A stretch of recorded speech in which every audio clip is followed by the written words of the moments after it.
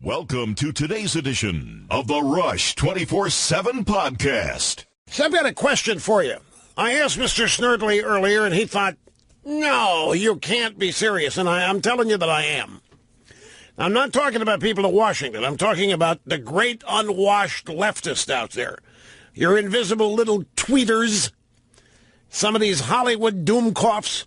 Let me ask you a question. How many of these people out there do you think really believe that if Donald Trump is impeached, Hillary Clinton becomes president? Now, see, they're laughing in there over it. That's ridiculous. Nobody would think. You wait.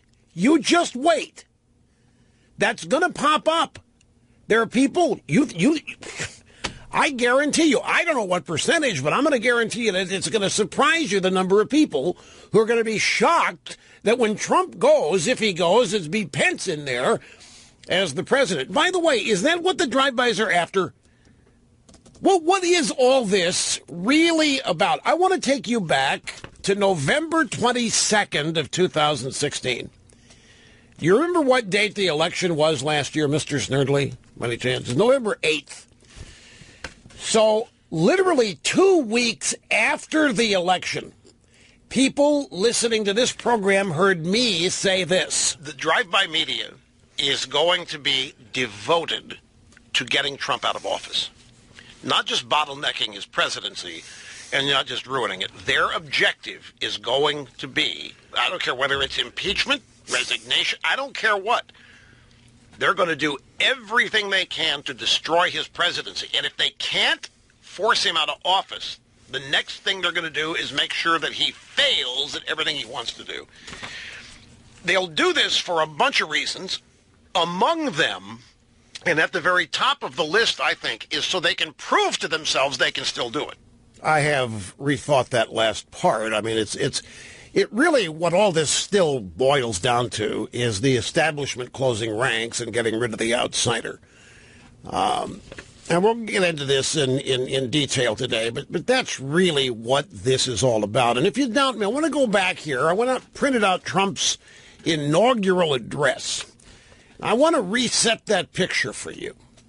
I want to remind you what you saw. By the way, greetings. It's the Rush Limbaugh program. You know that. Telephone number 800-282-2882. Great to have you here. So it's last January. It's Inauguration Day. And, of course, the drive-bys are covering everything starting at dawn.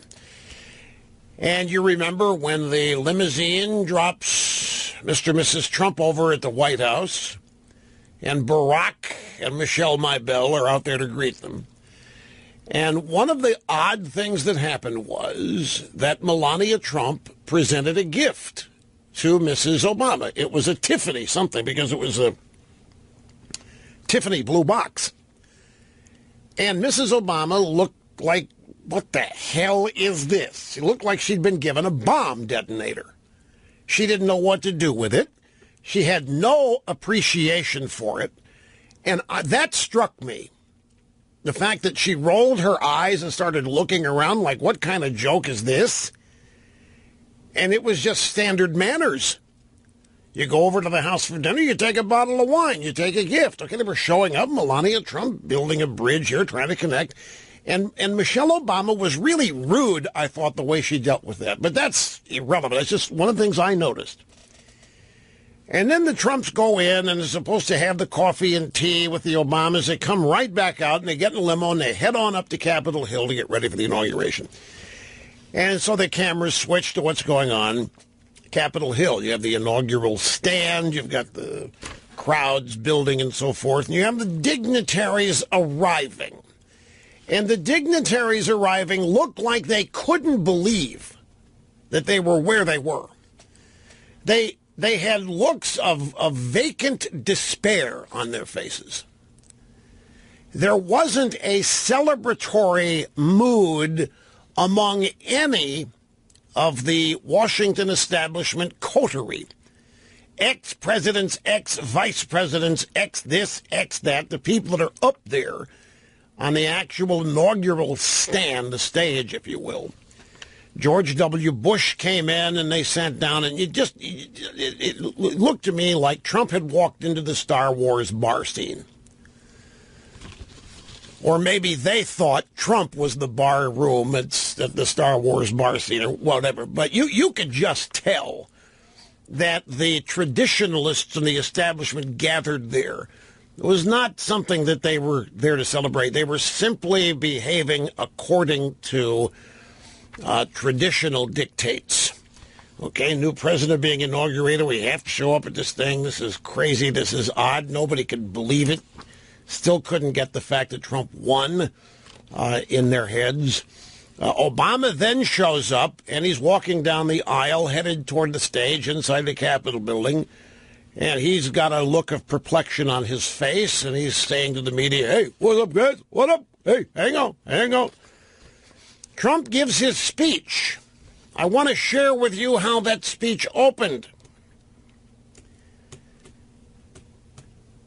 You go back and read the first part of Trump's inaugural address, and you will understand what is happening today. You will understand why it began on Election Day last year. Trump said, today's ceremony, however, has very special meaning. Because today we are not merely transferring power from one administration to another or from one party to another. We are transferring power from Washington and giving it back to you, the American people." Little H.R. McMaster pronunciation there. "For too long," Trump said, "a small group in our nation's capital has reaped the rewards of government while the people have borne the cost. Washington flourished, but the people did not share in its wealth. Politicians prospered, but the jobs left and the factories closed. The establishment protected itself, but not the citizens of our country. Their victories have not been your victories. Their triumphs have not been your triumphs. And while they celebrated in our nation's capital, there was little to celebrate for struggling families all across our land. That all changes, starting right here, right now, because this moment is your moment. It belongs to you. It belongs to everyone gathered here today and everyone watching all across America. This is your day." Another H.R. McMaster pronunciation there. "This is your day. This is your celebration. And this, the United States of America, is your country. What truly matters is not which party controls our government, but whether our government is controlled by the people." January 20th, 2017 will be remembered as the day the people became the rulers of this nation again. The forgotten men and women of our country will be forgotten no longer. Everyone is listening to you now. You came by the tens of millions to become part of an historic movement, the likes of which the world has never seen before. At the center of this movement is a crucial conviction that a nation exists to serve its citizens. Americans want great schools for their kids, safe neighborhoods for their families, and good jobs for themselves. These are the just and reasonable demands of a righteous public. So he declared war. You remember this, folks? You remember looking at the stone faces behind Trump as he gave this speech? Do you remember stolen glances of contempt? I remember commenting to you after the speech, my gosh, he took it to them. He made no effort to join the establishment today. He took it to them. Remember how drive-by commentators characterized the inaugural speech as dark and dank and foreboding, and yet you didn't? You felt like it was the natural culmination of the Trump campaign? But everybody up on that podium, you had McCain up there, you had any number of people up there, official Republicans, official Democrats, ex-presidents and so forth. Hillary Clinton, you talk about, Nurse Ratched. Testicle lockbox was right there in her lap, and it was unlocked, and it was ready to be utilized. Everybody on that panel, on that stage, was miserable, and they were defiant. And when it was over, they caught up with some of the participants on that stage, some of the attendees, because very few of them participated. They asked George W. Bush what he thought of it. He said, that was some weird excrement. and moved on. That was some weird stuff. So I predicted back on the 22nd of November, it's not a big deal. Anybody could have, who understands the establishment and what's at stake here. Anybody who understands a lifetime and a career of a position of power and influence and wealth within this small cabal of people, relatively small. And some outsider with orange hair who is, in their minds, unkempt and boorish and piggish and brutish, is going to come in here and take over our world. To hell with that. And this effort, this plan, this desire to upend, and stop the Trump presidency got going probably on election night and certainly within 24 hours. And now we're seeing it manifest itself. And we've been watching it for the last months. And it's all taking place in the media. Every bit of it. All of the innuendo, all of the allegations, all of the anonymous sources. It's all happening in the media. The Democrat Party is following the lead. Now everybody in the Democrat Party and the media is starting to whisper and then get louder and louder with it, the idea of impeachment. Some are suggesting that that would take too long. Some are suggesting impeachment too long to build a case.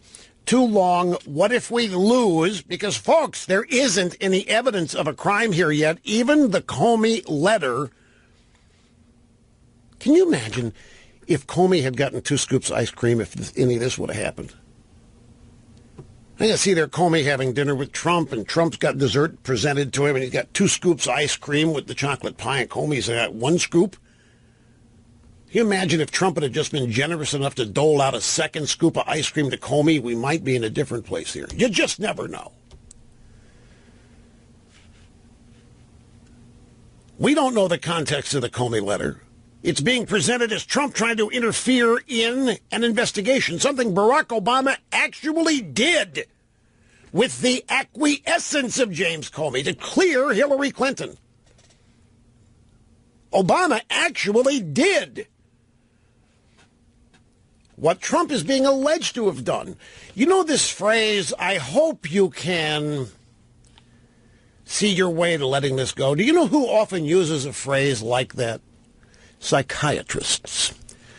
To people, patients who are obsessive compulsives. I hope you can let this go. I hope you're going to be able to. There's whatever. I mean, they're trying to say that Trump was trying to shut down the investigation. How did that work out? I think every investigation under the sun is still going on, isn't it? With no evidence?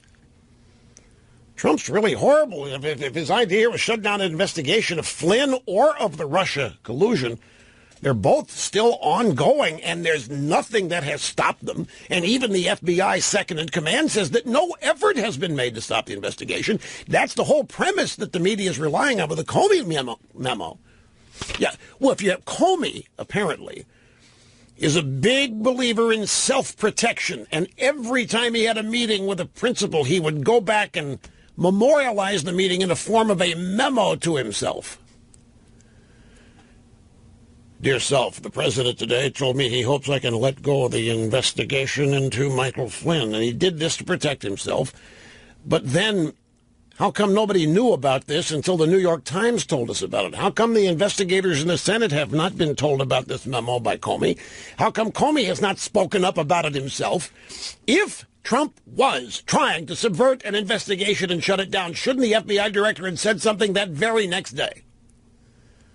Shouldn't Comey have gone public, as only he could do, with a massive press conference and resign in great fervor over the idea that this pig had attempted to violate the Constitution and stop his investigation? Why did we not know about this until the New York Times lets it loose? There are countless questions here, my friends, that have answers that blow up pretty much every premise the media is attempting to get you to believe. Some of it's problematic. Do not misunderstand. I'm not sitting here in abject denial. Some of this is problematic. On the Flynn business, Trump should have known, let them do whatever he want to do, and he can pardon Flynn later. Doesn't have to stop the investigation. Pardon him if it happens. Who knows? But I think the truth is, I don't think Trump wanted to let Flynn go. I think he loved Flynn. I think Flynn was loyal. I think he trusted Flynn, and I think the pressure got to him to let Flynn go, and it's something that's bothered him. I'm wild guessing, because I do not have any inside contacts in any of this. No, Obama actually proceeded. Well, here's what they're trying to accuse Trump of doing. This is the bottom line. What they want to do, ladies and gentlemen, let me take a break. If I get started in this, I'm going to go way, way long. So let me take a break, and we'll come back. I'll tell you what this whole thing ultimately is about, and it is something that Obama actually did with Comey to get an investigation of Hillary Clinton stopped, and she was cleared. We'll be back. Don't go away. Hi, welcome back. Great to have you. All right, here's, among many things, what's going on. What Trump is alleged to have done here, vis-a-vis the Comey memo. Comey memo says that Trump asked him to let it go. Let the Flynn investigation go. I can hope you see your way as the guy didn't do anything. He's a good guy. I love the guy. He's an honest guy. And Comey, yeah, I can tell you he's an honest guy. He's a good guy. And what Trump is alleged to have done is actually no different than what Barack Obama did in April last year, when he made it known that he didn't want Hillary prosecuted. In fact, the Obama situation is actually worse. While Trump indicated he didn't want Flynn charged, he did not order the case dropped, because it's still going on. Trump indicated that he wanted Flynn not to be charged, but he did not order the case to be dropped, and the case continues. Grand juries have been impaneled now. In contrast, the FBI and the Department of Justice dropped the Hillary investigation just as Obama wanted them to, and they used exactly the rationales Obama used when he made his public statements. Well, Obama, he was saying there was no intent to harm the U.S. The degree of classified emails that Mrs. Clinton was trafficking in is very exaggerated. Obama went public with all this. He went public with his own exoneration and thought that the investigation should be brought to a screeching halt. And it was. Comey got together and they stopped the investigation, and that allowed them and Hillary for the rest of the campaign to say she had been cleared. That's why they got so mad at Comey when he did the July 5th press conference, because back in April, Obama thought he had taken care of this. The July 5th press conference was essentially to announce that there wasn't going to be a prosecution of Hillary because there wasn't any intent. This is what Obama had set up with public statements the previous April. And I know you don't remember the media being jacked up about this. I know you don't remember any anonymous sources leaking information to the media that looked bad for Hillary and Obama. You just greeted this with, it's the usual Democrat media corruption. And they're saying that this is what Trump was trying to sneak through here. He was trying to get Flynn to be cleared so that he could run around and say, Flynn didn't do anything. See, I'm clear. Here's what the allegation is going to be, if it hasn't already appeared in drive-by media. The allegation is going to be that what Trump wanted to do was to have the FBI clear Michael Flynn and then use the FBI's clearing him to argue that a thorough investigation had proved nothing bad happened here. All right? Now, why did they think that's what Trump would do? They're going to say that Trump's plan was to rig the investigation and then exploit the fact that there had been one. By exploiting it, I mean, hey, look, man, look at this detailed investigation. It happened, and my buddy Flynn's clear. The Democrats would know exactly how to do it because that's exactly what Obama did with Hillary. If you're scratching your heads about this, maybe you remember in April of 2016, when everybody was wondering, is Hillary going to be indicted? There was a drip, drip, drip. Every day there seemed to be more news about Hillary's illegal server and classified documents flying around. And every day people speculated who was behind this. And everybody concluded that Obama was. And remember the debates, the question, is Obama trying to take her out? Is Obama trying to privately destroy her? Is it Obama does not want her to be president, doesn't trust her with this? Remember all this stuff? And on the other side of it, people were saying, maybe Obama's trying to inoculate her. Maybe Obama's trying to just dribble this stuff out so that it doesn't end up hurting her a little bit here, a little bit there.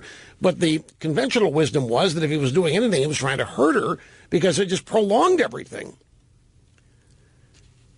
I offer those simply as reference points. You might remember those things being discussed at this time. This is April of 2016, and that's where the Democrats would know how to accuse Trump of, and there's no evidence this is what Trump was trying to do. There's no evidence for anything here. We have allegations. We have a memo that may or may not exist. We have a memo that may exist without any context. We don't have anybody who can tell you what crime Donald Trump has committed yet to this day.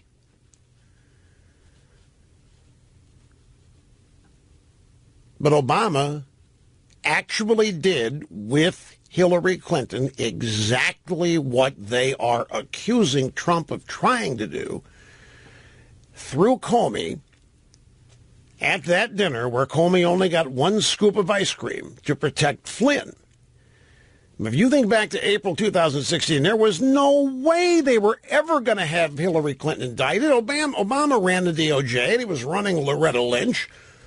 And Obama was running Comey, and there was no way Hillary was ever going to be indicted. You know it, and I know it.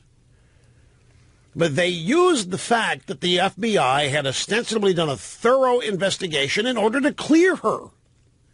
That was the purpose of the drip, drip, drip. The purpose, in retrospect, of the drip, drip, drip was to get all the evidence out there and then claim that it had been investigated. And then Comey magically appears on July 5th to list all this stuff that everybody knew, and some of it that we didn't know, but he gets it all out there and then says no reasonable prosecutor would proceed, and bam, she's cleared. The difference between Obama and Trump is very simple. Obama's pressure on the FBI to wipe the Hillary investigation off the map appears to have worked. Regardless of what Trump may have said to Comey,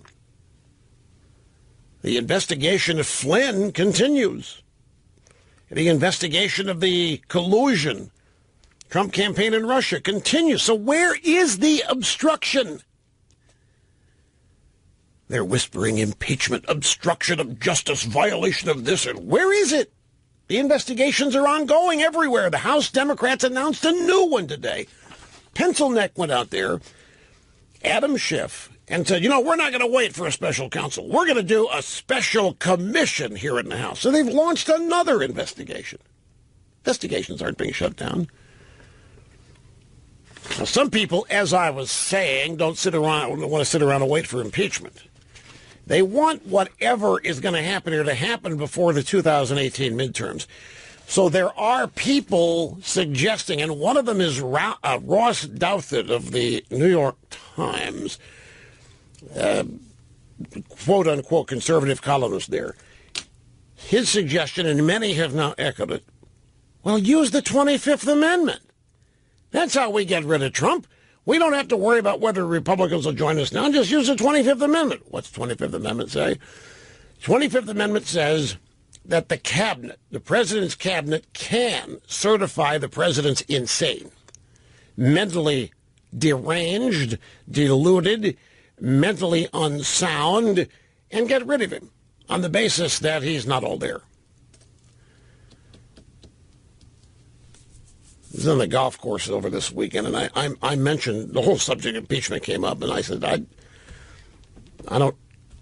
necessarily think that, although I wouldn't be surprised, but I wouldn't be surprised if the way this is all setting up. They're trying to claim Trump's unbalanced anyway, and he never has been altogether. So there are many areas here in which they are aiming at Trump. Now, Andy McCarthy has written a column about this Obama precedent that I just talked about. I want to give you a couple paragraphs in his piece here, just to batten this down, because this is important. What they're accusing Trump of doing has already happened. And it was Obama protecting Hillary and clearing her in the campaign year 2016. On April 10th, 2016, President Obama publicly stated that Hillary Clinton had shown carelessness in using a private email server, but he insisted that she had not intended to endanger national security. Again, intent is not an element of the criminal statute. It's been totally made up by Comey. The statute does not require intent in order for it to be violated. Comey just made it up and attached it. And Obama used it before Comey did. April 10th, 2016, Obama said publicly Hillary had not intended to endanger national security. Of course not. She's a great Democrat. She's a Secretary of State. She's from the Clinton dynasty. There is no way Hillary Clinton would intend to endanger national security. Come on, people, Obama said. Who are we talking about here? Are we serious, Mrs. Clinton and Huma Abedin, who would want to purposely damage? That's the route they took. Obama suggested that in the greater scheme of things, the importance of what Hillary had done here had been way, way overestimated. Way, way too amplified. She wasn't trying to traffic in national security. She wasn't trying to endanger United States of America. She wasn't doing half the stuff she's been alleged. He said all this publicly. And next thing we knew, July 5th, Comey publicly stated, in almost the exact words that Obama had used back in April, Clinton had been extremely careless. Obama said she had shown carelessness. Comey said Hillary had been extremely careless in using a private email server to handle classified information. But Comey insisted that she had not intended to endanger national security, which, again, is not an element of the statute. So you see the pattern. Obama goes public. Hey, she didn't intend anything here. She showed carelessness. July, Comey. Hillary was extremely careless, but she didn't intend to endanger national security. Comey acknowledged that classified information had been transmitted via her server, but he suggested that in the greater scheme of things, it was just a small percentage of the emails involved. Just like Obama said, it's been so overstated. So if anybody's been working together here to clear a perp, it is James Comey and Barack Obama in April and through July of 2016. And since that is what happened, the Democrats and the media are now projecting on Donald Trump that which they did.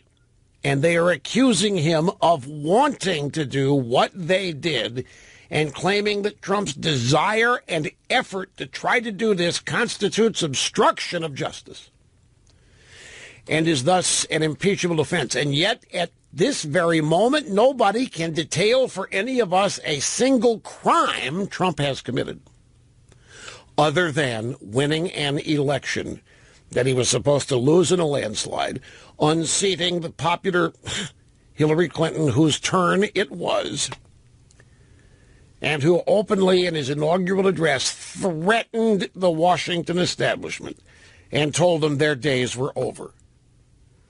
There's no mystery why we are here today. It's been one of the easiest things to predict.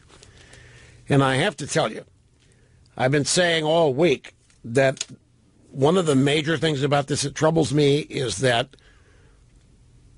either Trump or his people didn't even understand the scope of what they had done and what they were doing in terms of being able to accurately predict the establishment's reaction. We're just not going to roll over. These are not the people that accept the results of an election. They just don't. And this is not the first time in our history that they have acted this way. Florida 2000.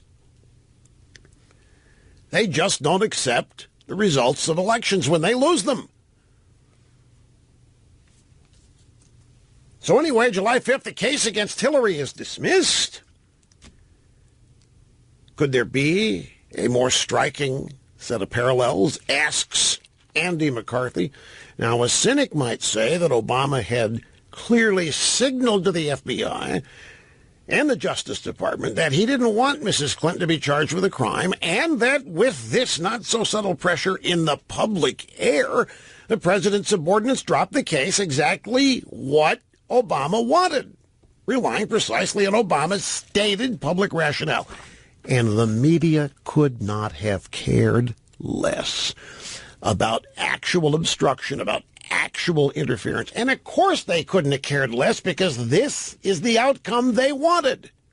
Mrs. Clinton cleared free as a bird as the nominee of the Democrat Party. Hi, welcome back. El Rushmo here, having more fun than a human being should be allowed to have. Well, I mean, I do love doing this. I mean, it's stuff going on. It's not the greatest fun in the world, but being able to get in there and mix it up with people is. You heard about Putin? You know, this is, Putin now wants to clear the air. Putin's getting tired of our government being paralyzed here. Putin wants to help us out. Vladimir Putin says he can prove that Trump did not pass on secrets to Russia. Putin said yesterday that U.S. this is Thursday, right? No, this is Wednesday. So Trump, it was earlier today. They're way ahead of us over there in Moscow, time-wise. No other way are they ahead of us. Well, I think they're probably smarter than the Democrat Party, but so Putin said earlier today that Donald Trump had not passed on any secrets to Russian Foreign Minister Sergei Lavrov during the meeting in Washington, and that he could prove it. He was speaking at a news conference alongside the Italian Prime Minister Paolo Gentiloni in the Black Sea resort of Sochi. Putin joking around that Sergei Lavrov was remiss for not passing on what he made clear he believed were non-existent secrets. So Putin's ragging on his own foreign minister here. I spoke to Lavrov today. I'll be forced to issue him a reprimand because he didn't share these secrets with us. Not with me, nor with representatives of Russia's intelligence. It was very bad of him. He was told all these secrets. He didn't tell us about them. Putin, who said that Moscow rated Lavrov's meeting with Trump highly, said that Russia was ready to hand a transcript of Trump's meeting with Lavrov over to U.S. lawmakers if that would help reassure them. Yuri Ushakov, a Kremlin aide, later told reporters that Moscow had in its possession a written record of the conversation. Now, they said it wasn't an audio recording. That task photographer, I'm telling you, was KGB. I guarantee you. Anyway, they've got a record. No, they claim they don't have a recording. They have a transcript. And Putin said that, complaining about what he said were signs of political schizophrenia in the U.S., he said, Trump's not being allowed to do his job properly, and I want to move in and help. You guys are paralyzing yourselves. It's hard to imagine what else these people who generate such nonsense and rubbish can dream up next. He's talking about the media here. So what surprises me, Putin says, is that they are shaking up the domestic political situation using anti-Russian slogans. Either they don't understand the damage they're doing to their own country, in which case they're simply stupid, or they understand everything, in which case they're dangerous and corrupt. That's Putin talking about the media and the Democrats. It is totally incredible. Let me tell you now, the media and the Democrats are using this as evidence that Trump and Putin are blood brothers, close, and Putin's moving and trying to help Trump. Folks, I just want to tell you something. We only have to go back 30 years to find the Democrat Party in bed with Russian leaders. Back during the 1980s, the Soviet leader was a guy named Mikhail Sergeyevich Gorbachev. He had a birthmark on his forehead. And that birthmark actually grew, commensurate with Soviet expansionism. When they gobbled up a new little country, the birthmark grew. You could see the east coast of the U.S. on it. You could see the Florida Peninsula. You could see Maine on that birth. I have a picture of myself with Gorbachev and that birthmark. It ended up on my forehead in the picture. It was taken at Poppy Bush's 92nd birthday party in Houston. Anyway, back then, the Democrats were scared to death that Reagan was Kim Jong-un and was going to be launching nuclear weapons everywhere. And it was Gorbachev who was the savior. Gorbachev came to America in 1986. They all had Gorbasms when he arrived. But the point is, the Democrat Party back then believed everything a Soviet leader said when a Republican president was in the White House. When a Democrat president was in the White House, the Democrats and the Soviets were allies. They were allies when the Republicans were in the White House, but the Democrats joined the Soviets in opposition to the Republican president. Gorbachev was a god. I'll never forget Frank Sesno almost couldn't stay in his seat reporting that Mikhail Gorbachev is going to invade the G7 economic summit, wherever it was in France. So excited Gorbachev was going to come, even though the Soviet Union was at trash bin economically. And now here it is, Putin, and they hate Putin, and they don't like Putin. It's a 180 that their Democrat Party has done. They used to love the Russian communists. They loved the Soviet leaders. They believed everything they said. I never thought I'd live to see the day where the Soviet KGB, which what Putin is, the Soviet KGB, the Soviet communists are telling the Democrats that they've gone too far. I can't believe it.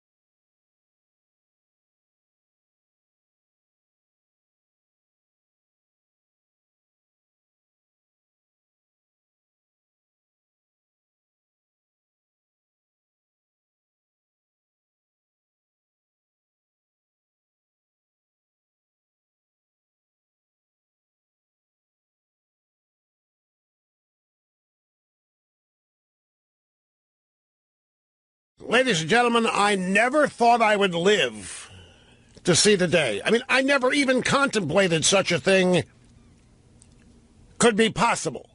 So I never even thought about it. It's not that I thought about it. Could it happen? Could it not? I never even considered it. It never entered my cranial area.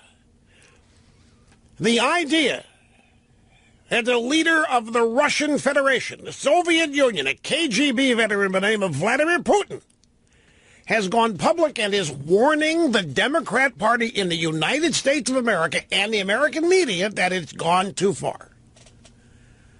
I never, of all the things you dream about, of all the things you contemplate, of all the jokes that you may make up and tell, the one thing in my life I never thought I would ever hear.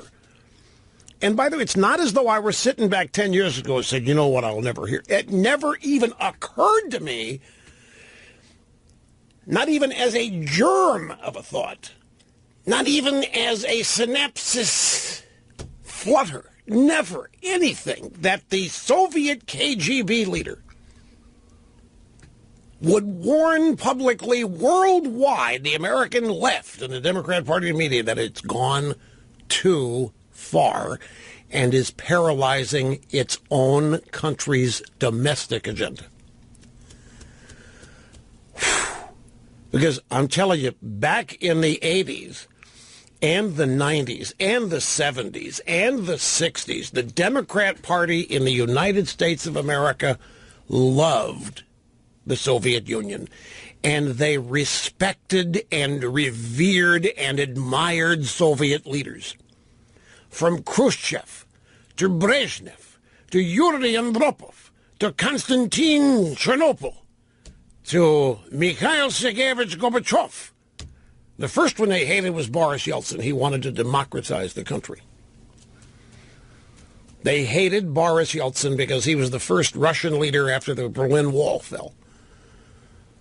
The Democrat Party and the American media in this country were going all over the world after the Berlin Wall saying some people are not meant for freedom, talking about the people living in the Soviet Union after the fall of Soviet communism. You youngsters in the audience, you millennials, do not doubt me on this. Back in the 1980s, the American media and the Democrat Party were scared daily that Ronald Reagan was going to destroy the world with nuclear weapons and that Mikhail Gorbachev was the responsible, mature savior of the world. And there were indeed Gorbasms when Gorbachev landed in 1986 at what was then called Andrews Air Force Base. When Reagan was recording his Saturday radio address one day, he was joking around checking mic levels. You know how some people go, level check, testing, 1, 2, 3. Reagan said, the bombing of the evil empire starts in 5, 4, and it leaked out, and the Democrats and the media were beside themselves. He's joking about bombing the... Oh, no! And they were scared to death.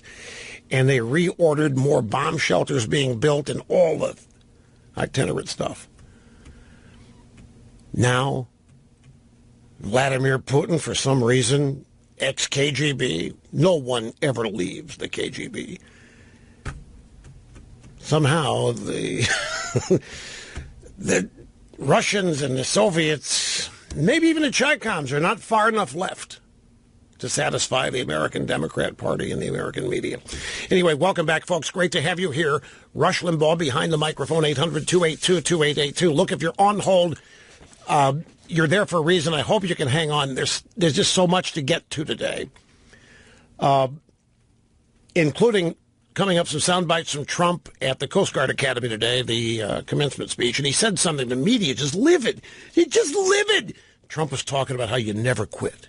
You never give up. You keep fighting. The media's livid over this. They expected Trump to resign today, or at least show some signs that he's being defeated and maybe whimpering around and acting like, this is not what I wanted, and you people at the Coast Guard, can you help me? They wanted Trump to convey that he's hurt and damaged and thinking of quitting. And he said, never quit. You never give up. And they're mad about it.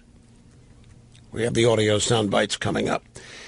The Trump James Comey dinner was on January 23rd, 2017. I'm sorry, February 14th. The dinner that they had was Valentine's Day, February 14th. Trump's now historic dinner with Comey was on the evening of February 14th, Valentine's Day.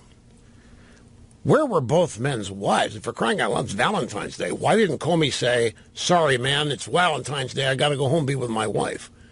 By the way, who requested this dinner? Do you know?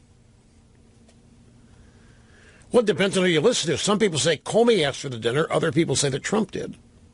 Do we know definitively who asks for the dinner? The dinner's on Valentine's Day, February 14th. I want to go back to the archives of the Washington Post, the wild guess Washington Post, the lying and failing Washington Post, which has run with two blatant lies in the past 7 days. A, that Comey had requested more money to investigate Trump. That wasn't true. And that the number two in the Department of Justice had threatened to quit over the Comey firing. That wasn't true. But the Washington Post ran both stories and has yet to retract them. January 23rd, 2017, the FBI in late December reviewed intercepts of communications between the Russian ambassador to the United States and Michael Flynn, but has not found any evidence of wrongdoing or illicit ties to the Russian government, U.S. officials said. Stay with me on this. This is January 23rd. This is about 3 weeks before Trump has dinner with Comey. Again, the Washington Post reports 3 weeks before dinner between Trump and Comey, FBI, late December, reviewed the intercepts of the surveilled Russian ambassador's phone calls, which how they caught Flynn, and found no evidence of wrongdoing or illicit ties to the Russian government. Note the date. This was published on January 23rd, 3 weeks before the Trump-Comey dinner. Why would Trump be requesting Comey drop the Flynn investigation, as the New York Times puts it? The FBI had stated in late December they had found nothing there in the phone call with Flynn and the Soviet ambassador. Why isn't it likely that Trump was saying let it go in the sense of finish it? Let it go. As I say, psychiatrists use that phrase to people, patients who are obsessively compulsive. You gotta let it go, man. You gotta let it go. It's not a command. It's not an order to let it go. The calls that monitored Flynn and the Russian ambassador were picked up as part of routine surveillance of Russian officials, which is one of the FBI's responsibilities.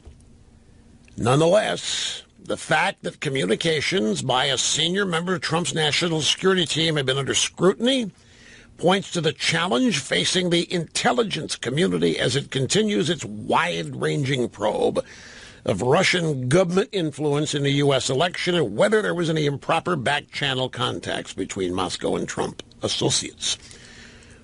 So even though there was nothing illicit found in the phone calls, the fact that they were investigated by the FBI shows there was something illicit.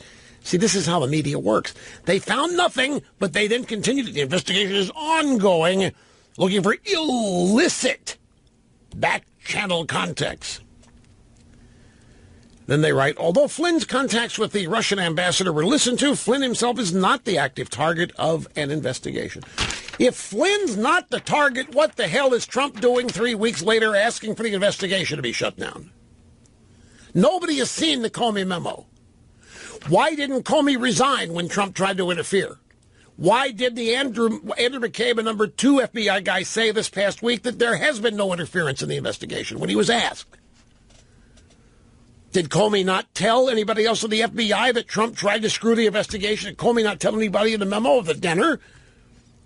Why didn't Comey resign? Why didn't Comey go public then? This is back in February. Why didn't Comey express outrage? What's Comey been doing collecting evidence like this? Why haven't we seen the memo? Where is the memo? What's the context of the memo? Where are Comey's memos of his dinners and meetings with Obama? If Comey memorializes all of these meetings to establish a paper trail, to preserve the historical record, or whatever else, then I assume he has written similar memos about his meetings with Barack Hussein. Oh! Where are the memos of the discussions and the meetings between Obama and Comey in early 2016 about the Clinton investigation? No interest expressed by the drive-bys to see those memos whatsoever. Can you name, ladies and gentlemen, just a little test here, can you name a single crime that Trump has committed in the last 10 days? Can you name a single error? Now, you might want to say the timing of Comey's firing is an error. You might want to say, but I'm talking about they're whispering, starting to shout impeachment. Can anybody name for me anything approaching an impeachable offense in the last 10 days? Can anybody tell me of anything that has been established as rock solid with evidence in the drive-by media of any impeachable act by Donald Trump? Ever? What, you can't? Well, it obviously has to exist, right? Or they wouldn't be talking about impeachment, right? I mean, there's got to be some crime. They're talking about a special counsel, independent prosecutor. Has to be a crime for that. What's the crime? Firing Comey's not a crime. By the way, ladies and gentlemen, are you aware, you may not be, are you aware that the Constitution of the United States does not even discuss the FBI director? Are you aware that the Constitution of the United States doesn't talk about the FBI director? There's no such thing as the FBI director in the Constitution of the United States. What do you mean, what do I mean? What I mean is, then why is the FBI director being put on a higher power pedestal than the President of the United States? There's nothing in the Constitution that says that the president can't fire the FBI director because there's nothing in the Constitution about the FBI director. Here's a little message or quote here from somebody named David McIntosh. He's a co-founder of the Federalist Society. He's a former congressman from Indiana. And he issued a brief little statement here on the James Comey memo. Quote, President Trump acted appropriately if he gave guidance to Director Comey on an investigation. It is important for us to step back and remember that under the Constitution, the president has the authority and the power to enforce the laws. There's nothing in the Constitution about an FBI director. The FBI director reports to the president, and it is the president's decision to delegate authority on investigations. In delegating that authority, presidents have wisely chosen to insulate the FBI from political interference, but the president still has the constitutional power and the constitutional authority to direct the FBI how to do their job. He is the chief executive. They are all in the executive branch. The president can learn who has been granted FISA warrants. The president can learn details of investigations if he wants to. Obama sure as hell did. You don't think Obama was in bed with Holder and Loretta Lynch? Why no concerns of collusion there? Why no concerns of presidential interference? Because Whatever the Obama Department of Justice was doing, the media correctly assigned it to Obama and his agenda, and therefore it couldn't be wrong. The president has the power and the authority to direct the FBI how to do their job. Congress, in its critiques of the executive branch, should not overstep and try to direct or limit the president's legitimate exercise of his Article II powers. And that is exactly what's happening as they long march down the road toward this imagined impeachment. And yet nobody can name, especially in the last 10 days, a single crime, impeachable offense. And yet look at how many people assume that there's all kinds of them because of the daily, nonstop propaganda in the drive-by media. Okay, time to get started here on the phones. And again, I really appreciate all of you waiting. This is Mike in Brooklyn. Great to have you, sir. Thank you. Well, Rush? Hey. How are you, Rush? It's an honor to speak to you. Thank you, sir, very much. I'm a long-time listener, a first-time caller, although I've tried reaching you hundreds of times, but I'm glad I finally got through. I'm just wondering about, all this talk about impeaching President Trump. Back when Obama was in office and he was doing all these criminal acts and stepping all over our Constitution, everybody says, talk no house as well as the media, and the Republicans saying that, we can't do nothing. They have the House, or we don't have enough votes, or blah, blah, blah. Well, now we have the House, we have the Senate, we have everything. So how can they... This is such an excellent question. This is why this program has the most intelligent listeners, and that's because of me, in the country. His question is, why are we even talking about impeachment? The Republicans own the House of Representatives. If the Republicans hang together, is his point, there's no way that Trump can be impeached. Well, impeachment is the bringing of charges. He can be impeached, but they have to convict him. That would happen in the Senate. But before that, the House has to come up with articles of impeachment. They have to pass the House. Then the House assigns people that are called managers to take the case to the Senate where the trial would take place. And his question is, how the hell can any of this be seriously discussed?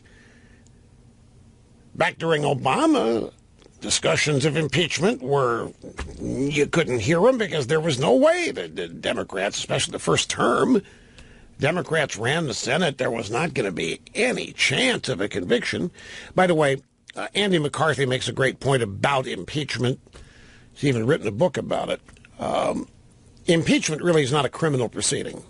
The American people have been conditioned to believe that high crimes and misdemeanors means what? Impeachment is a purely political process, and it can only succeed if there is the political will for it out there in the country. You can have all the misdemeanors and high crimes you want, but if the president's popular, you're not going to succeed.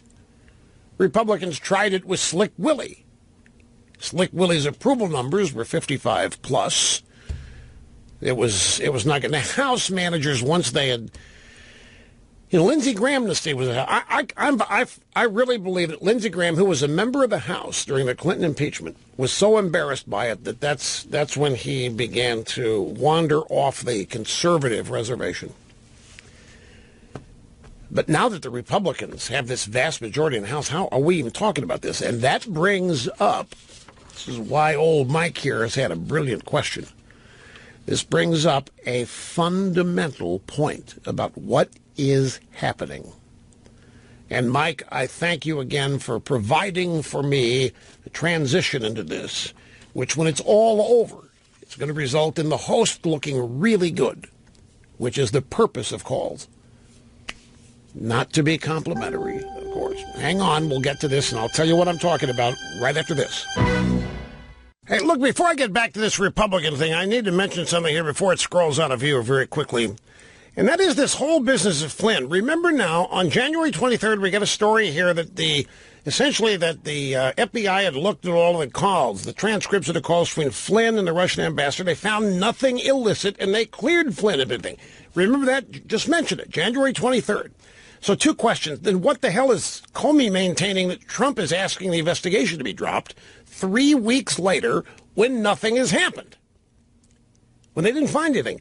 Second question is, if the FBI investigation found no illicit activity in Flynn's phone calls with the Russian ambassador, then what the heck is Sally Yates talking about when she under oath told Congress Flynn could have been blackmailed by the Russians? Because of what he said on the phone. Now, he's done other things, but because of what he said on the phone. They found nothing illicit.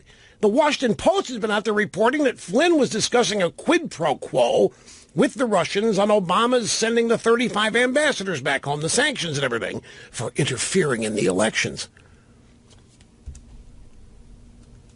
And a January 23rd New York Times story says, well, none of that. They didn't find any of that. There was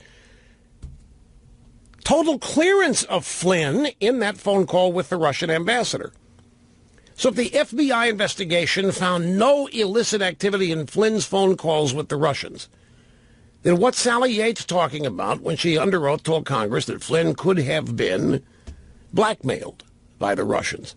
And remember, the drive-by narrative on Flynn is that he offered a quid pro quo on the phone with the Russian ambassador at their main evidence for Russian Trump collusion. Obama had put sanctions on the Russians because they interfered and had sent 35 diplomats home. And the story that they told was that Flynn was discussing with the Russians the lifting of those sanctions when Trump was inaugurated. The January 23rd story, and there have been others that say, no, we've examined the transcripts and it didn't happen. And yet the investigation's ongoing. With Flynn apparently being cleared in those phone calls anyway, we still have Comey writing a memo that Trump's trying to strong-arm him into dropping the investigation into Flynn. And furthermore, the FBI said that Flynn was not a target of any investigation. So what investigation was Trump asking for him to drop? All of this that we think we know has appeared in the media, sourced by anonymous deep state people who we don't know. We don't know how many of them there are. We know that a bunch of these deep state assertions have been proven now to be made up, like Comey asking for more money to investigate the Russian collusion, and that the number two man at the DOJ was threatening to quit over Comey being fired. Those two things just most recently exposed as totally fake news. Now back to our caller. This is such an important point here. With the Democrats and the media out there howling like wolves over investigation, why isn't it automatically considered impossible? Because Trump is a Republican, and the Republicans own the House, and there's no way we would think that the Republicans are ever going to vote out articles of impeachment against one of their own, especially with no evidence of anything yet. There's no crime. Nobody has a crime. Folks, if there had been a crime, you would know it. That would be all they're talking. They're trying to make you think crimes have occurred. They're trying to make you think obstruction has taken place here. I made the observation the other day. Where are the Republicans? They're making no effort to defend the president. The president, as I've been maintaining, all he's got is you. You people have voted for him. And don't think for a moment that McCain is not behind a lot of this that's going on. You know, McCain's had his nose out of joint. It's understandable ever since Trump said he didn't respect people that got caught. He didn't like generals and military. He didn't respect them. If you don't get caught with the enemy, Trump likes you more. I think McCain has been seething since day 2 of the Trump campaign. Don't forget, it was McCain that was intimately, directly involved in that fake Trump dossier. The Golden Showers dossier, remember that, where Trump supposedly grabbed Melania? They went to the Moscow hotel room that Obama and Muchel had used, and that they hired prostitutes to come in there and urinate on the bed. And that report was written by a guy for a British independent contractor security agency. It was then presented to Trump as all lies, as an example of the kind of crap that's out there, Mr. President. We want you to know what we're defending you against. We want you to know the kind of stuff that's out. McCain and others tried to pass this off as real. The media's been trying to pass it off as real. This is the thing that BuzzFeed published in toto, and there's no evidence for any of it. So where are the Republicans? The Republicans are part of the establishment that Trump took on. Mitch McConnell's been out there saying that he wants less drama so that Congress can get his work done. Meaning Trump's got to go. Trump's got to shape up. Trump's got to stop causing all this drama. But the drama is being produced by the media. And it's an onslaught. Unhinged journalistic rage that will not end, it will not stop for 5 seconds. Make book, 5:30 every day, there's now a new bombshell. 5:30. Just in time for the evening news, but too late for the Trump team to mount any kind of defense before the evening news. There's going to be one today at 5:30. No idea what it is, but that's the formula now. A Trump bombshell. A Trump blockbuster. Trump breaking news. 5 to 5:30. Yep, see, Brian's already figured it out. He's in there nodding his head in agreement. Do you not think it's kind of a little bit ironic for any Republican in Congress to talk about getting work done when they have been doing nothing for 7, 8 years? Now, I know they didn't have the numbers to do a lot, but seriously, where is the Trump agenda in legislative form? Where is it? My point is he doesn't have a lot of help here. I know why. They don't like him much more than Democrats do. The problem is they wouldn't be in power without him. They wouldn't have their majorities without him. Well, the House might, but it wouldn't be nearly as big. The Senate clearly wouldn't. The Democrats wouldn't be as weak politically, electorally, as they are without Donald Trump. Some gratitude, you would think. And then get McCain out there. He's along with all those never-Trumpers. I could name names, but I don't want to give any more recognition than they already have. They're all so-called conservatives. They're not conservative, but they think they define it, and they think they're the leaders of the conservative movement. But their balls are so tiny they don't even need to wear jock straps when they run out to jog.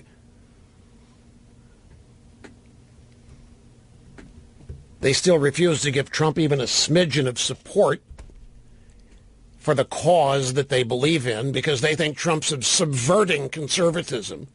Trump didn't subvert conservatism. Trump just came in and filled a void. He happened to be overwhelmingly popular, which rubbed these people's nose out of joint. You think it doesn't bother McCain either?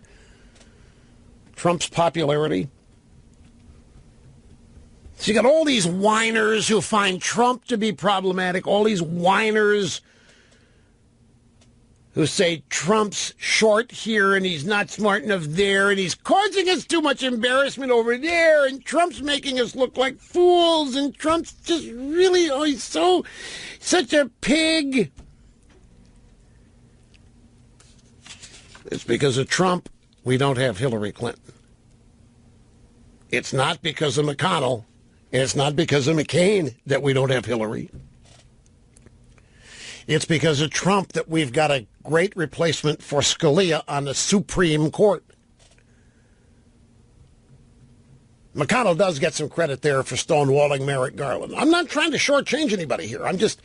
It's a great question. This idea of impeachment ought to not even appear on the page. It ought to be so impossible because the Republicans ought not want to get anywhere near it. But all they've got to do is say Nixon and Watergate.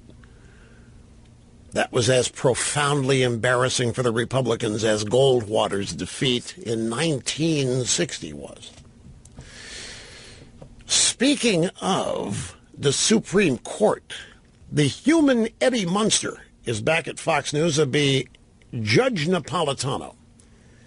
Remember, Judge Napolitano was suspended earlier. What was it that he said? Fox found it offensive and reprehensible. They suspended him. When he came back for the suspension, he kept talking about it, and it turned out he was right. I can't remember what it was. Well, now, Judge Napolitano, the human Eddie Munster, is saying that Antonin Scalia told him that he thought the Obama administration was surveilling the Supreme Court. He blurted that out in a Fox News appearance earlier this week. How long is it going to be before Fox suspends Judge Napolitano again? I mean, this is clearly way off the reservation. Take a break. We'll come back and continue as we always do right after this, folks. Head back to the phones. This is Dennis in San Diego. I'm glad you waited, sir. You're next. Hey, Rush. Hey, I remembered that James Comey in the Senate testimony said that nobody, for political reason, had ever interfered or asked him to stop an investigation. Yeah, that's exactly right.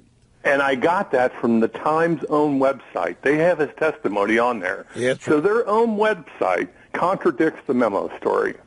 That's point number one. Right, well, it's not even, it's not just Comey, it's McCabe, the now acting director, Comey's number two. He said it also in testimony late last week, that there'd been no interruption in the investigation. Nobody tried to stop it. Well, yeah, there you go. So the other point is Trump can pardon Flynn. He doesn't need Comey to go easy on him. He can pardon him. This is ridiculous. The story's insane. Well, yeah, he can pardon him, but what if Trump did? Can you maybe find a way here to let this go? Meaning, what are you carrying this on the books for? You've already found nothing there. What's going on? Yeah, exactly. So the FBI, just like you said, they already found him, basically not guilty. There's nothing. They cleared him. Well, in the phone calls. There's nothing to pardon him for, but he could if he wanted to. Well, but look, in the phone calls with the Russian ambassador, yeah, there's other stuff involving Flynn that he didn't tell Pence in a timely fashion, lied to Pence about that phone call. But there are other dealings that Flynn had with the Russians. And Sally Yates is out there saying that he could have been blackmailed, but not from the phone calls because they cleared him in the phone calls. There was nothing untoward. And yet, how many people do you think that Flynn did promise to lift sanctions in that phone call? Because that's what the media has erroneously, lyingly reported. Oh, I have no idea. But you're right. He could have pardoned him. See, you're using that. You don't believe the Comey memo? Is that your point?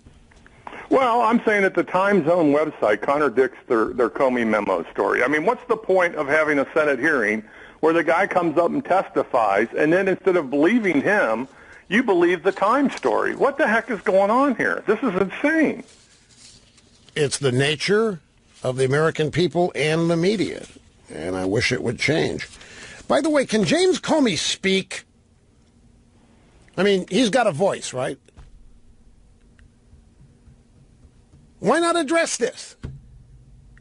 Why did he hold on to that memo? Look, this is if Comey's the law and order ethicist that he is reputed to be, and remember, this guy has a reputation that is beyond reproach in Washington. He's just acquired it over the years, that this guy is Mr. Clean. This guy is Mr. Ethics. Okay, so he's got this memo.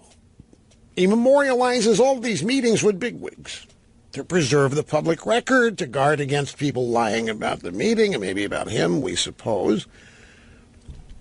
Why hold on to that? Why, if you've got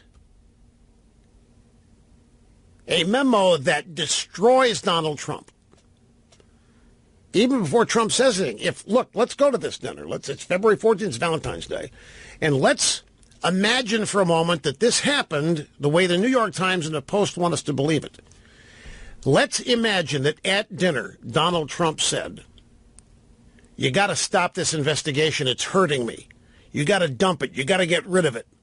I'll find a way to take care of you some of you. You've got to stop this. Let it go. Finish it. There's nothing here, and you've got to stop this. Because that's what they're alleging happened. That's what the media want you to think the Comey memo represents. Even though it's impossible to know. We, A, haven't seen the memo, number one. And number two, we do not know the context of the conversation at dinner, which the memo supposedly memorializes. So, if this was that great an obstruction of justice, if what the media is alleging that Trump did is an impeachable offense, it is a high crime, it is a huge felony, it is Nixonian, it is a direct obstruction of justice and a violation of the Constitution. We are now at May 17th, or March, 3 months since that dinner. Why has Mr. Comey sat on it? Was he using it for potential blackmail? Hey, if they're going to ask it about everybody else, let's ask it about Comey. If Flynn was going to be blackmailed, how about Comey? Was Comey going to try to blackmail somebody, or was this, there's nothing to it, maybe. But this is supposedly a blockbuster memo that the drive-bys tell us can get Trump thrown out of office immediately. And yet for 3 months, it sat in somebody's computer hidden away as a digital file because whoever has it doesn't think it's that big. Why? You have something like this. And Mr. Ethicist, why doesn't he announce the next day what the president tried to do to him? Now, the president tried to subvert the Constitution, and he's not going to let it happen. He's standing up and he's resigning. He can't work with somebody like Donald Trump. Where was that? One big exciting hour to go. We're going to be jam-packing it here, folks. You don't want to go anywhere for very long. Make sure you're back here el quico.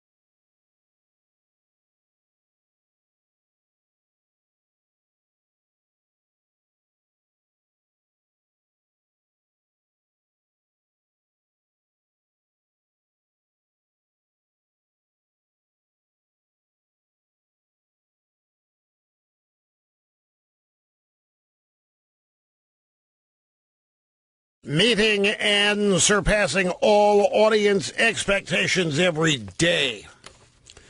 It's Rush Limbaugh. It's the Excellence in Broadcasting Network. Great to have you here, my friends. Telephone number is 800-282-2882. Email address lrushbaugh@eibnet.us.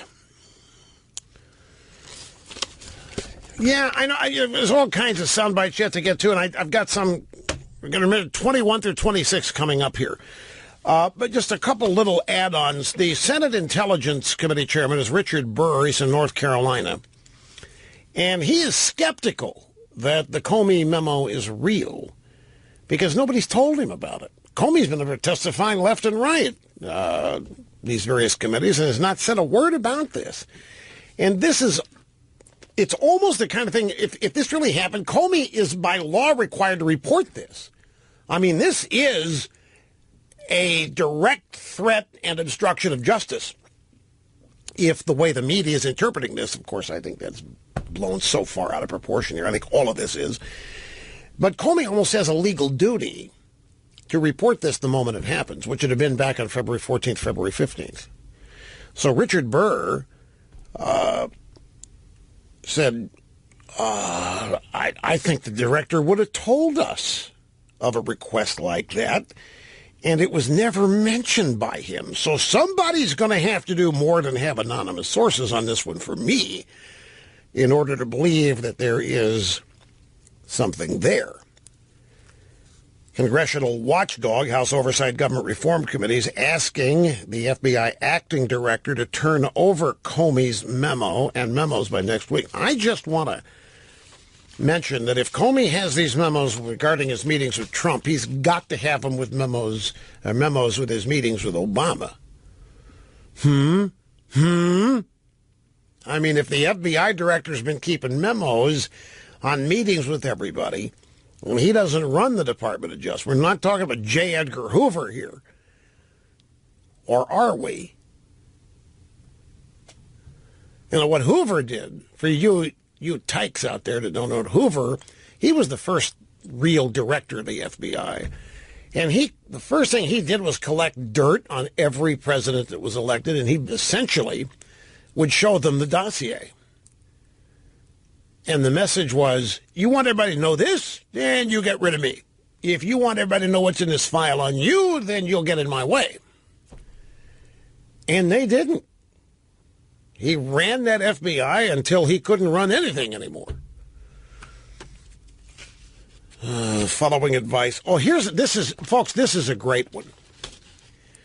I mean, great illustration of how the drive-bys work. This is a Reuters story. Following advice, potential FBI chiefs steer clear of job under Trump. Now, I want to go to the last line of this story because that's what this story is really all about. Ready? It's becoming increasingly difficult to attract good people to work in this administration, said another anonymous official.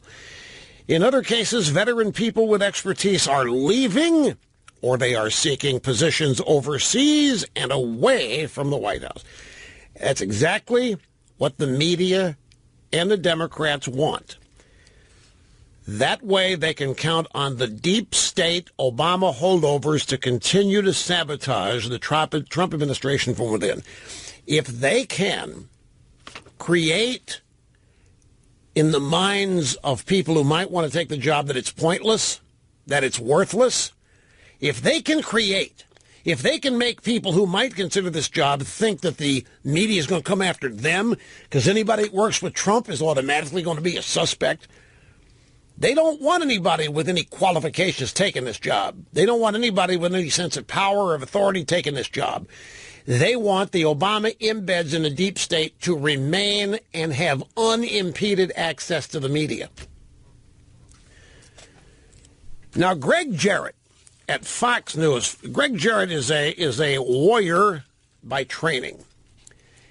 And he has posted a legal analysis at the Fox News website. And it's got a couple salient things in it with which I want to share with you. The title of his piece is Comey's Revenge is a Gun Without Powder. James Comey was lying in wait.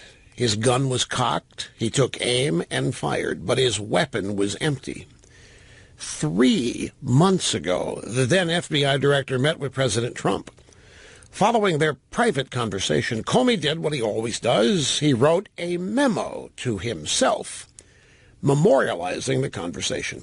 I still say, if Trump had given him 2 scoops of ice cream, we might not even be here today. But you know, CNN told us that Trump is such a sleaze that he's the only guy that gets 2 scoops. The guests only get 1. If he'd just given Comey 2, we can only dream. 3 months ago, the FBI director met with Trump. Following their private conversation, Comey wrote a memo about it. Good lawyers do that routinely. Now, only after Comey was fired, the memo magically surfaces in an inflammatory New York Times report, which alleges that the Trumpster asked Comey to end the Flynn investigation. Those who don't know the first thing about the law immediately began hurling words like obstruction of justice, high crimes and misdemeanors, and impeachment. Typically, these people don't know what they don't know. Here is what we do know. Under the law, James Comey is required to immediately inform the Department of Justice of any attempt to obstruct justice by any person, even the president. Failure to inform the Department of Justice would result in criminal charges against Comey. Title 18 U.S. Code 4 and Title 28 U.S. Code 1361. Comey would also, upon sufficient proof, lose his license to practice law if he sat on news like this. So if Comey believed Trump attempted to obstruct justice, did he comply with the law by reporting it to the DOJ? And if not, it calls into question whether the events occurred as the Times reported it. Again, a reminder, Comey wrote his letter to Congress about reopening the Hillary investigation because he claims to be such a stickler for the letter of the law. Back to Greg Jarrett. Obstruction requires what's called specific intent to interfere with a criminal case. If Comey concluded, however, that Trump's language is vague, ambiguous, or elliptical, then he has no duty under the law to report it because it does not rise to the level of specific intent and thus no crime. But by writing a memo, Comey has put himself in a box. If he now accuses the president of obstruction, he places himself in legal jeopardy for failing to promptly and properly report it. If he says it was merely an uncomfortable conversation, he clears the president of wrongdoing and sullies his own image as a guy who attempted to smear the man who fired him. Either way, James Comey comes out a loser. But no matter, the media will hail him a hero. After all, he gave them a good story that was better than the truth. Well, just one thing about this. All of that I agree with, but what if Comey's not the leaker of his memo? This is why I've been asking, does Comey have a voice? Why does Comey have to wait for a subpoena here to address this? None of this makes any sense. If you've got clear obstruction of justice, oh, Mr. Limbaugh, we must wait for the collection and the presentation of evidence in the most powerful, decisive way. We can't allow the defense, the president, to have the slightest knowledge of what's coming his way until we're ready to lower the entire boom. But it doesn't hold up.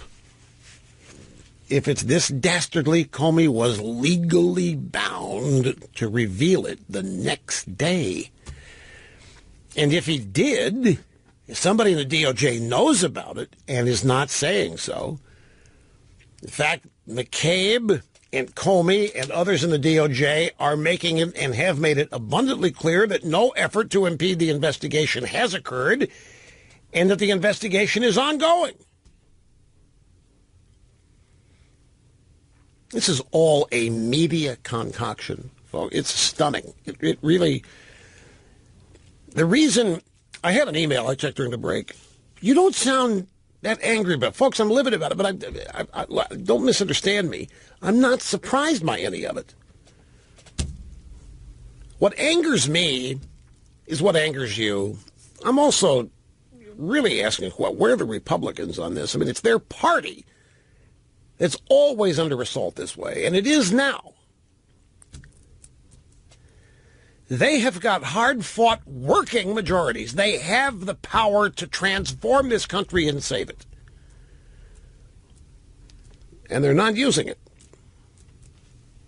There's a lot here to be irritated by. But remember, I don't have to play the tape again, but on November 22nd, 2 weeks after the election, I predicted that impeachment would be one of the early things the opposition to Trump tried. And it's not a great prediction. Anybody could have made it if they are honest about who the opposition and the establishment is. Okay, to audio soundbites. Trump was at the Coast Guard Academy today in Groton, Connecticut. Went up there to do the commencement speech. Let's start with the audio soundbites. Over the course of your life, you will find that things are not always fair. You will find that things happen to you that you do not deserve and that are not always warranted. But you have to put your head down and fight, fight, fight. Never, ever, ever give up. Things will work out just fine. Look at the way I've been treated lately, especially by the media. No politician in history, and I say this with great surety, has been treated worse or more unfairly. You can't let them get you down. You can't let the critics and the naysayers get in the way of your dreams. I told you, the media, this was the first thing they highlighted. I saw graphics that never give up, never, ever, ever give up, don't quit. They're ticked at that. They can't believe it. They think Trump is talking to them. They think Trump is being audacious. How dare him? He's supposed to cave. He's supposed to be quivering and cowering in the corner in fear.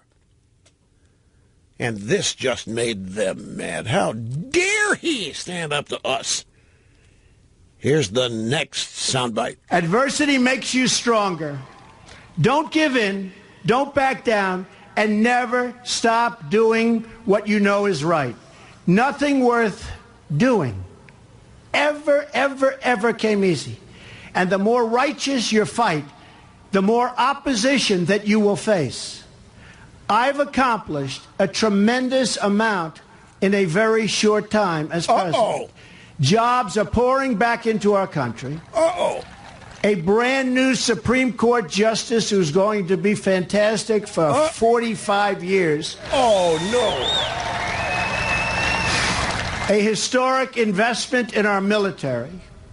Border crossings, thank you to our general, are down more than 70% in just a short period of time. A total record, by the way, by a lot. You know, the stock market was down earlier today. I don't know. Let me check real quick, because I have no idea what it's done since the program started. It's down 304, right? Okay. Stock market, there's a lot of room for the stock market to lose ground and still end up way ahead. Point is that a bunch of people blaming this. Trump's causing the market to... The market's crashing. It's because of Trump. Trump's dangerous. Trump's killing us. Trump's destroying us. Trump impeachment.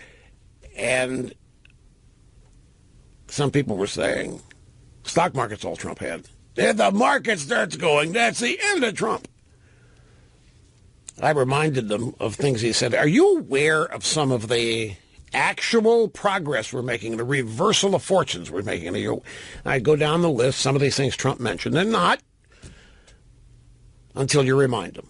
Oh, yeah. And guess what? I have a story here in a stack of stuff. It's got a chart. I hate charts. I rather get words.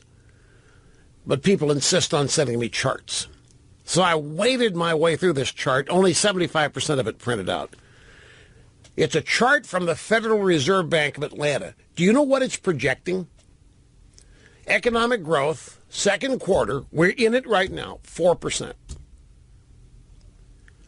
The Federal Reserve Bank of Atlanta is projecting 4% economic growth in the quarter we're now. Do you realize how long it's been that we've had 4% economic growth in any period? It never happened in 8 years of Obama. I don't think Obama, he may have topped out at 3% for one quarter, but he was steady at 1.5%, 1.25%.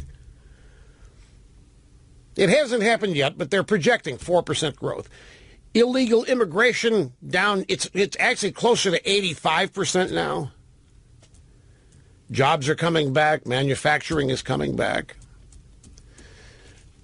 I make a point every day to try to focus on some of the positive. Oil production is out. The OPEC is begging us to cut back. Things that are not being reported. Let's see. Better take a break here, folks, because what I'm getting to here, we have a montage. I think it's this one reporter in a segment on CNN literally losing her mind. She's got a guest who's pro-Trump. She loses her mind. I mean, it goes off her rocker.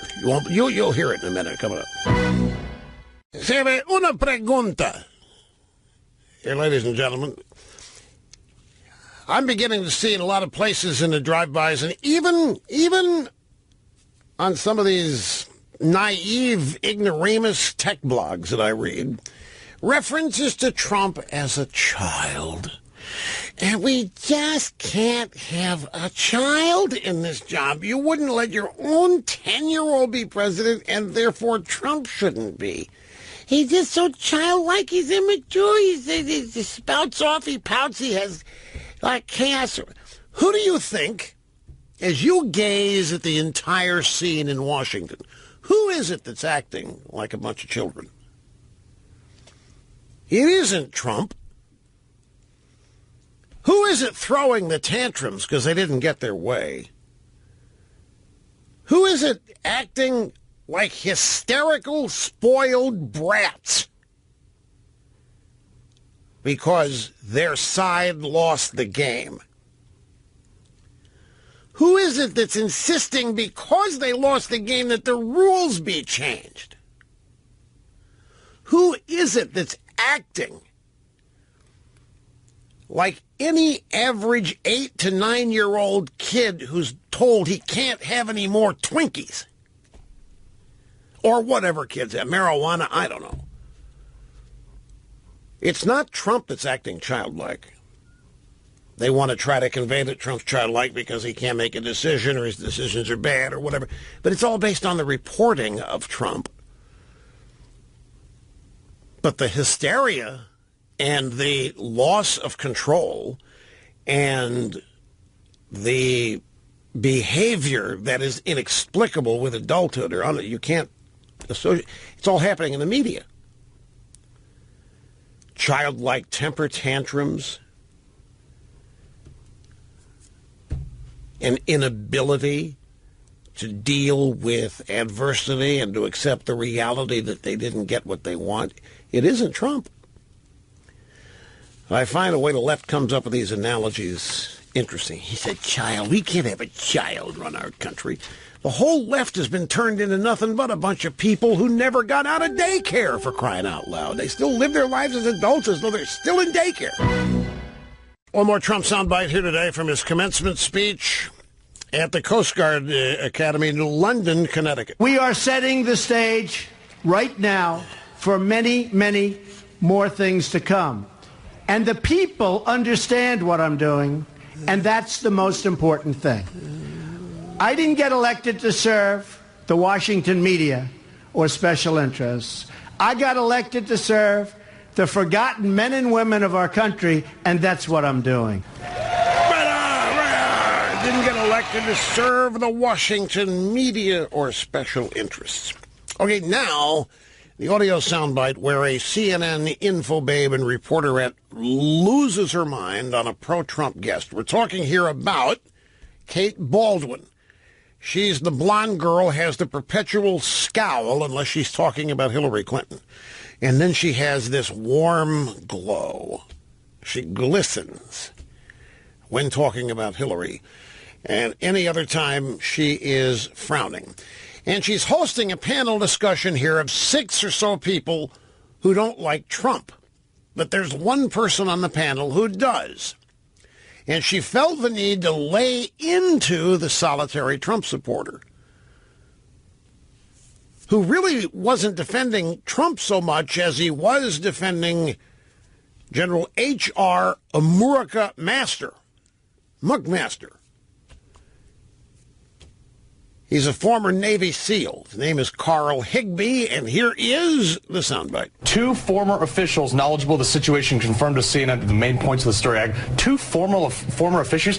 Tell you what, come out, name those people, then we'll have something to talk about. 1, we protect sources. 2, it's not just CNN. It's Washington Post, New York Times, Wall Street Journal, CNN, ABC, yeah, but who NBC. are the sources?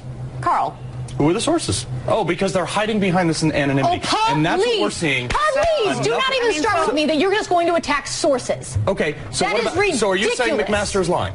I'm not saying McMaster is lying. Well, he didn't really answer the question. He didn't answer the question. He said nothing inappropriate. He said, no, that's his opinion. That would be, but that's his opinion. You cannot say, you cannot attack, do not attack the stellar reporters of CNN. Do not attack the reporters of CNN. Do not attack the sources. Really, police? You're attacking the sources of CNN? Come on, Carl! You do not attack stellar reporters at CNN. That's Kate Baldwin saying. He also had Kirsten Powers in there fighting to be heard. Well, you know, he's really not answering your question, Kate. He didn't answer the question. He said nothing inappropriate. So they're trying to say that General H.R. McMaster lied in his press conference yesterday and the day before. And here's Andrea Mitchell, NBC News, Washington. She is speaking with Rex Tillerson this morning at the State Department. Vladimir Putin is offering Congress a transcript of that Lavrov Oval Office meeting. Do you think the Russians were bugging the Oval Office? I would have no way to know that. He wouldn't? So Andrea Mitchell, NBC News, Washington, she's all upset that Putin has a transcript of the Trump meeting with the Russians yesterday, or 2 days ago. And so she's asking Tillerson if the Russians bugged the Oval Office. I would have no way to know that. Really, we don't know. I still say it's that TASS photographer. Either that or the Soviet foreign minister had a microphone in his flag lapel pin. Who knows? Back to the phones we go. People have been patiently waiting. I really appreciate it. This is Sal in Vero Beach, Florida, former home of the Los Angeles Dodgers spring training many, many moons ago. Greetings and welcome. Thank you for having me on, Rush. You bet, sir. You're America's first line of defense. I hope God continues to bless you and protect you. Thank you, sir, very much. You're also an enemy, just like Trump is. This whole thing is about something that Comey supposedly wrote down, but nobody seems to mention he could write down any lie he wants. There's no collaboration. There's nobody to verify anything that he writes down.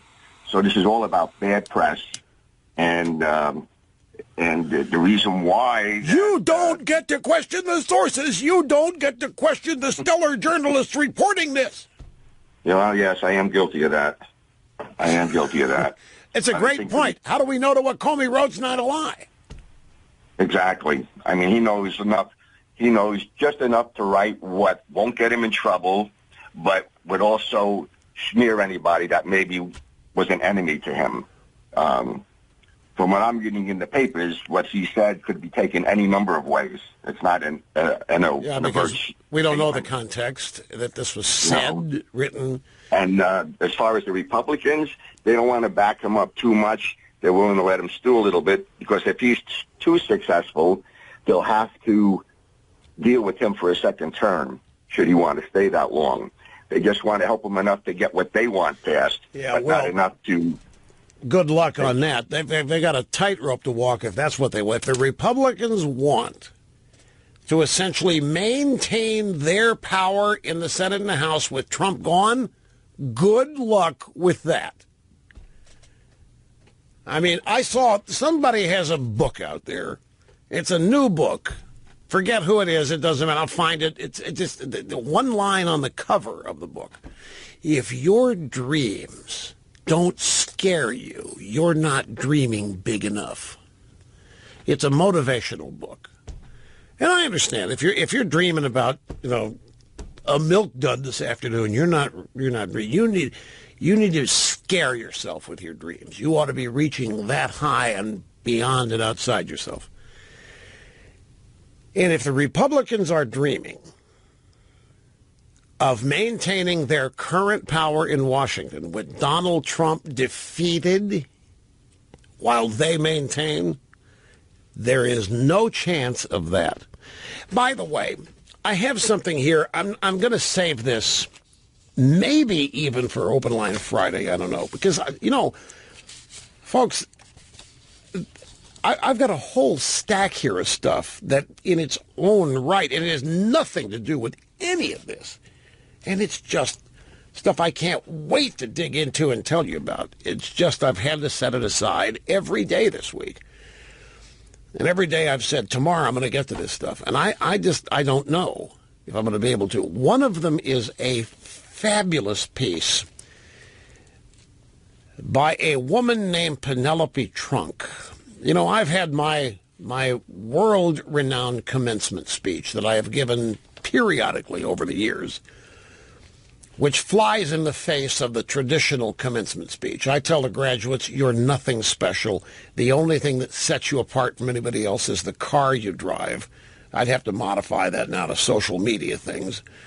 But the world is not in your hands yet, and thank God, because you're not ready for it. The world is not your oyster and is not waiting with open arms for you to join it. And this woman has done something similar, but it's quite long. I can't have time to read the whole thing. But I want to get to that. And then there's another story here about CBS. I wanted to, earlier this week, I wanted to personally, right here in this program, thank the CEO of CBS, Les Moonves. Well, he didn't cancel one of my favorite shows on CBS, and it's been on the bubble. Been on the bubble out there. He announced a fall schedule, and the show wasn't on it. And they've dribbled out a couple of announcements every 2 weeks or so since March, and my show wasn't on it. And finally, over the weekend, they announced that Elementary is coming back. It's the Sherlock Holmes offshoot. But it may only be a mid-season replacement. And it's a mystery show, and I like it very much. And I thought about using my program. Please, Mr. Moonves, don't cancel. But I didn't. So now they've kept it, and I just wanted to thank Les Moonves for making the decision to keep the show. It leads into a story here in the Daily Wire. Study, married women love them, some toxic masculinity. You might think, what does this got to do with CBS? Well, I'll tell you. This story is about how married women love watching television shows that feature alpha males and feature masculine males that they have been conditioned in real life to avoid. So they're living vicariously by watching TV shows where real men are depicted. And it happens to be that is at CBS. Les Moonves and CBS are getting hammered because they have a mostly all-white male fall lineup of shows. And CBS has been under assault for violating diversity standards and being misogynistic and not being sensitivity to LGBTs and transgenders and women. He's been the target of abuse frequently here, most of it on social media. And Moonves replied to it. He said, well, number one, more women watch CBS percentage-wise than any other network. So our shows have a lot of female appeal. But he's not doing shows that the left-wing pansies want to watch. He's producing shows that women are gravitating to because they have men as real men being portrayed in whatever these shows are. And that's why number one watched women network by women in America. And the feminazis and the leftists are attacking Moonves for not following through on the right kind of programming, yet his programming is winning. I haven't probably done him any favors here by approving of his decisions. So he'll probably have to come out and disavow me if it gets too heavy. But I have to thank him for keeping that show on, because I need to add a little bit here to this. The women watching CBS shows, because the men that are portrayed there are real men and not a bunch of pansies, happens to be true. But the story that accompanies this, the study Married Women Love Them Some Toxic Masculinity, what that story is really about is this. Married women are more satisfied with their husbands during the fertile portion of their cycle than women with less masculine husbands are. So if a woman is married to a hunk, somebody she thinks is a hunk, then she's much more fertile than a woman who's married to an androgynous type. And this is the result of a major research cycle. Men's masculinity can benefit heterosexual women in the context of long-term relationships in terms of fertility, which is a big deal.